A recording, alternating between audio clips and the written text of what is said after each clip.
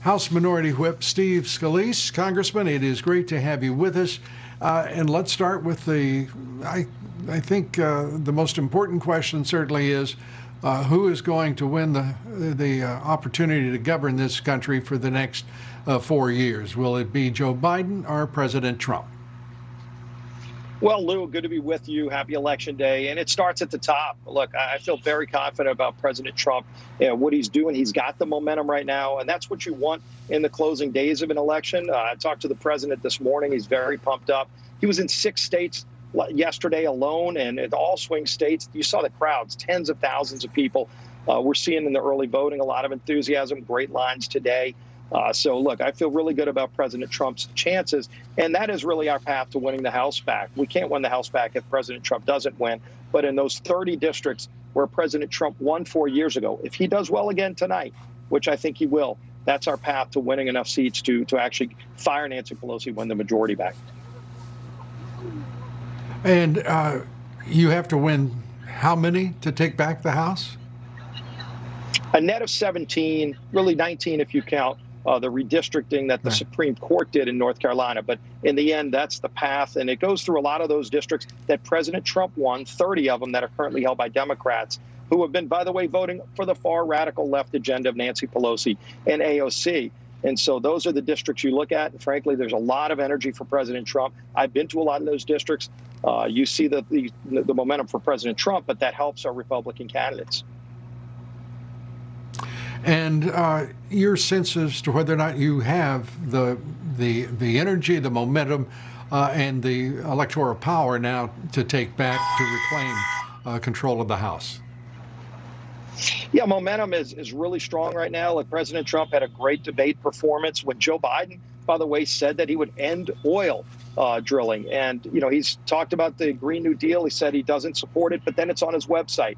He says he's not for defunding police, but then he's on video saying he's for redirecting money away from police. When he said that he's going to ban fracking, then he goes to Pennsylvania and said he's not. The problem is it's on video, and people see this doublespeak, and they realize what that means. That means he's going to ban fracking. He's going to end drilling. He's going to work to defund the police because he's turned his agenda over to the radical left. President Trump built a great economy once already. We're rounding the corner on COVID, and once we do, when we have multiple vaccines, literally in the next few weeks, for COVID, then we can reopen even more of our economy. And nobody better to get this economy going again than Donald Trump, who already built the hottest economy in the history of our country. And it worked for everybody. African Americans were doing better. Hispanics, women-owned businesses were up by 20%. We'll get there again, Lou. We've got to get through this election. We've got to win and then work to get this country back on track.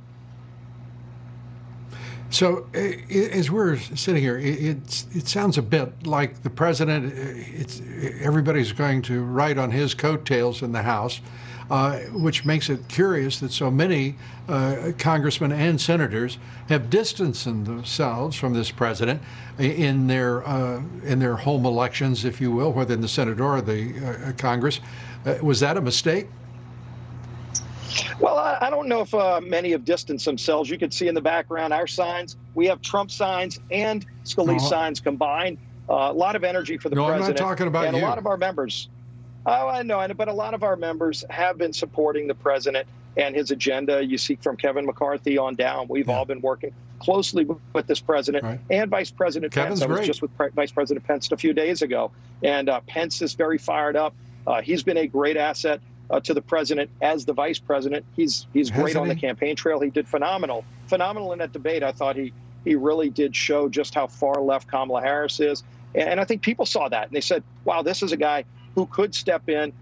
We surely don't want the far left taking over on the other side, and they're controlling Biden. They're controlling his agenda. Donald Trump's a proven entity who's delivered for those hardworking families. Again, you go to a state like Pennsylvania, Ohio, big battleground states, Wisconsin, Michigan. They're manufacturing things again. Minnesota, President Trump could shock the world and be the first president since 1972 on the Republican side to win Minnesota, and that's clearly in play as well. Well, it's going to be quite an evening as we begin covering that starting at 7 o'clock tonight here on the Fox Business Network.